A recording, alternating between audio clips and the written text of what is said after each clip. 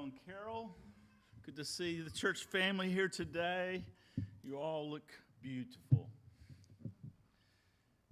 Everyone looks beautiful in the sunshine because we've had such little, as I see you reflected the sunshine. I had 5 years of serving in Ballarat, and those that know anywhere in Victoria is quite fickle weather, I guess is the way of saying it. But Ballarat's the worst of the worst because it's one of the highest places between Melbourne and Adelaide, and clouds just sit there, and there's a lot of grayness. And unfortunately, I often found that really kind of made me feel gray, not just in my gray hair, but in my moods. But we did love. There's a lot of good things about our time in Ballarat when the kids were young, and it's only an hour to Melbourne. It's a nice little town. Had a lovely church there in Ballarat. But I must say, when I was called back to the Queensland, I was happy to see the weather go. Listen, we're unpacking this series now on what does the law of love, and last week we kind of gave an introduction to God's law of love, the Ten Commandments, and what does love have to do with life. We asked this question, and we kind of said everything. Okay, because love is really the core of who God is. Love is what relationships are based on. Although we can't understand love, and there's all these different words that we mentioned last week in the Hebrew and the Greek that mean love, that ultimately we don't really understand love other than knowing God. The more we know God, the more we understand love more.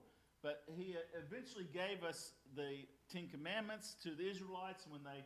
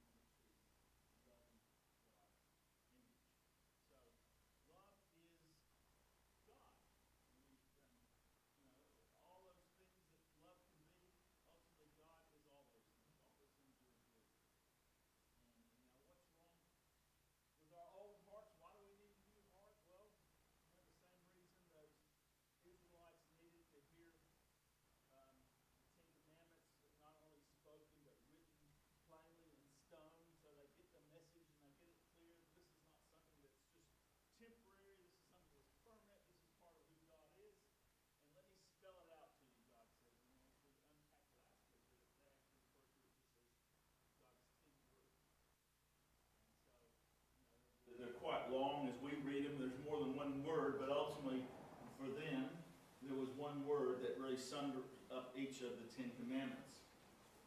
So today we're going to look at loving God's image. Loving God's image. Now, you think about that one. Let me bring the verse up. Okay, this is just where I had kind of a review of the ones coming up. So the first 4 commandments are all about that vertical relationship. We covered that last week. If you look at the vertical part of the cross and that love relationship with heaven, and we love God, we love God's image today, we love His name, and the last one of that is we loving His day. And today we're looking at the 4th verse in that 20th chapter of Exodus, and here's how it reads: Thou shalt not make unto thee any graven image or any likeness of anything that is in the heaven above, or that's in the earth beneath, and that's in the water under the earth. We read this commandment, we think, do we really need that one? Is it really necessary? Don't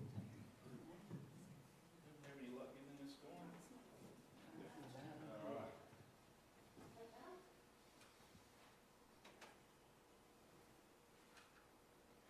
Okay, so I'll leave this on because it won't be.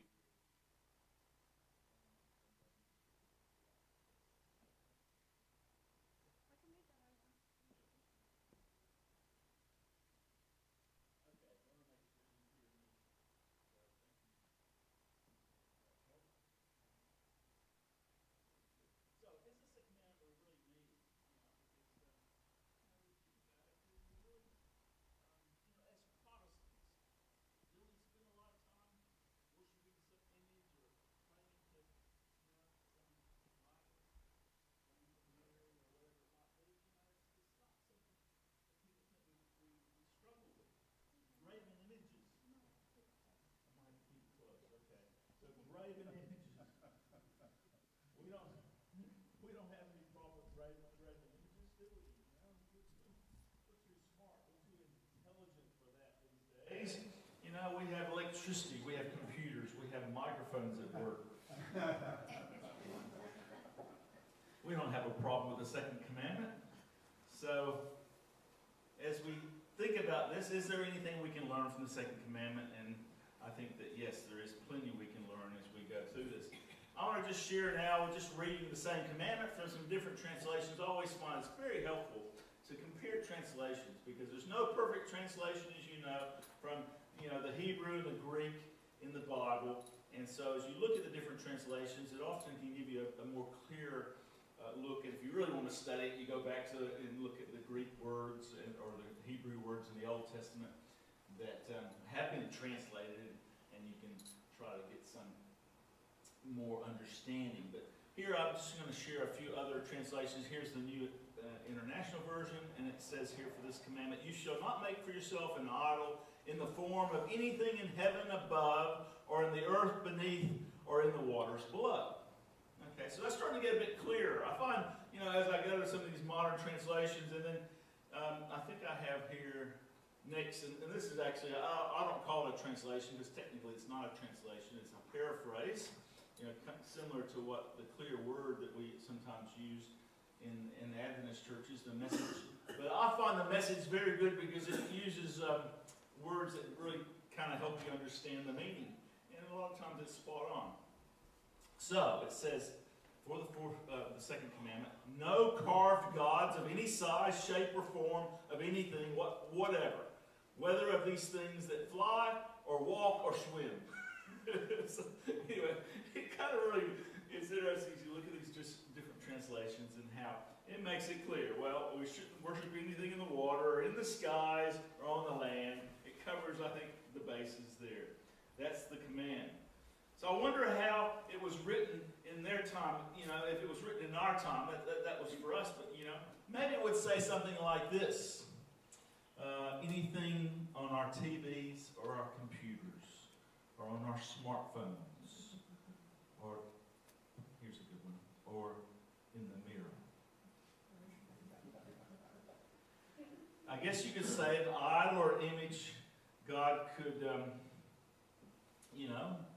be anything that we put before God, and it's kind of relating to that first commandment. As I said, that first commandment really summarizes a lot. If we put God first, all those others really fall into place.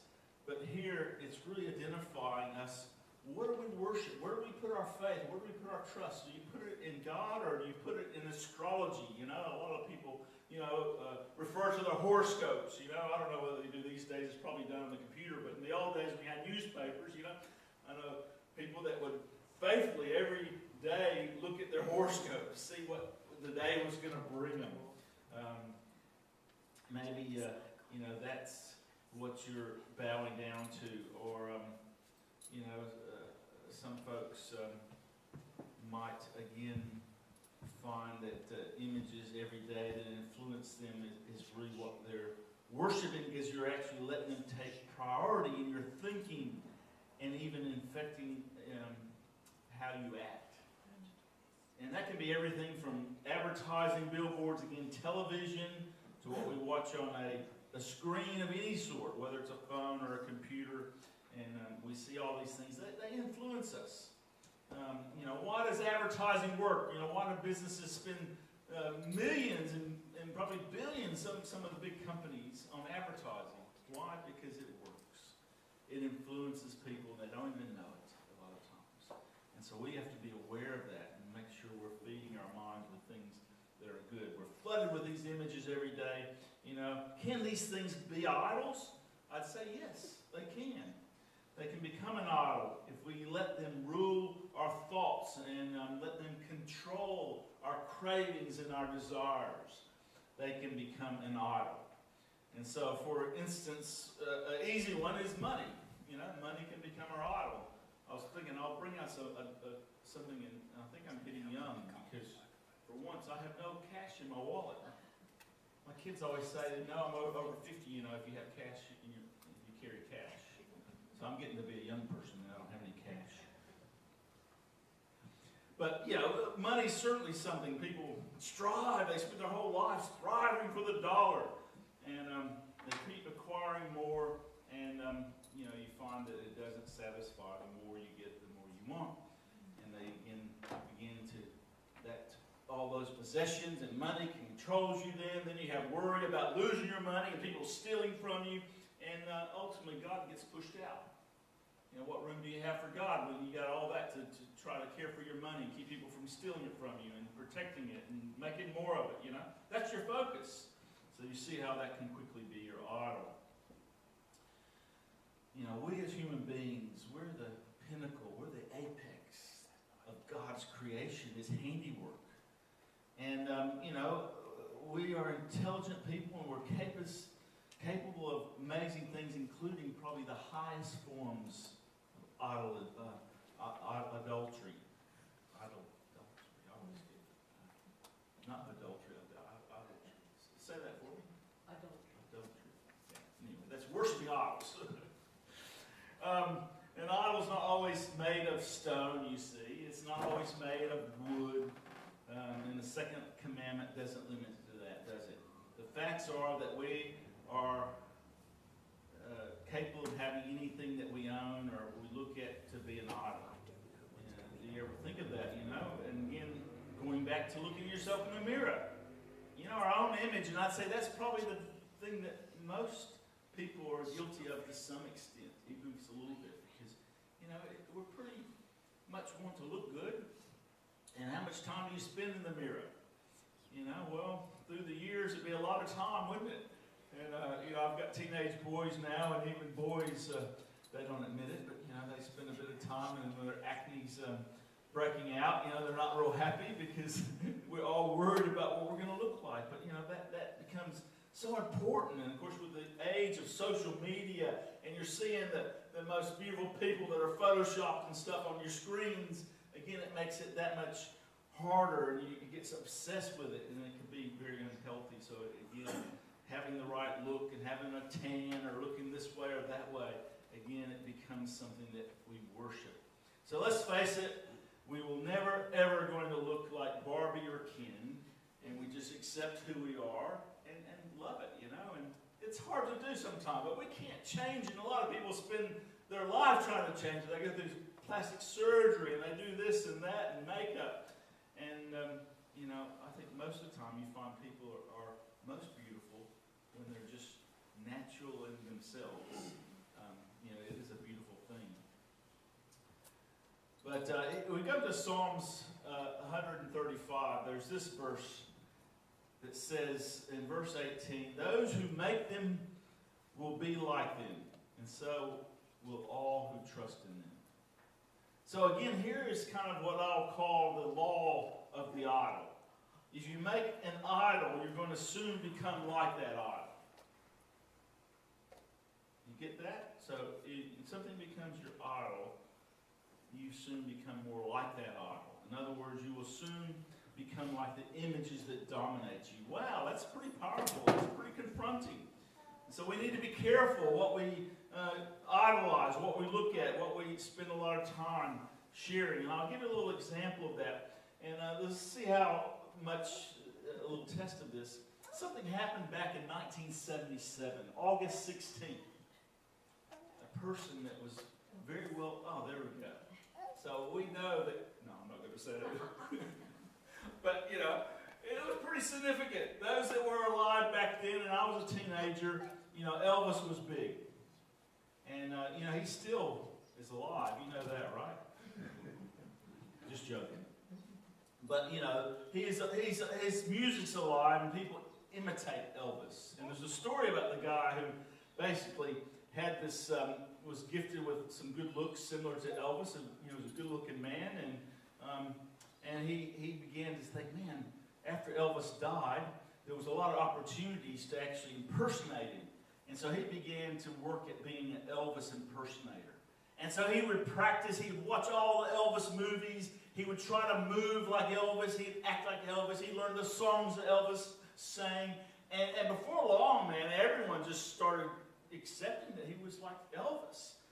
And, with time, he truly became a great Elvis impersonator and made a living doing it because he became so much like that person he idolized. If you make an idol of wealth or wine or women or anything else, then it's going to affect you. It's going to affect who you are. And those things will soon become, your pleasure and your passion, and they'll dominate your life. And this is the law of the second commandment that we're looking at today. The law of the second commandment really is by beholding you become changed. And what we behold and what we idolize is going to affect us. And if we are idolizing and beholding things that are not of God and not of heaven, then heaven will fade away. And the Bible will get boring. I've been there. I've done that. I've read that book once or twice. But this isn't what the Bible's for. This is our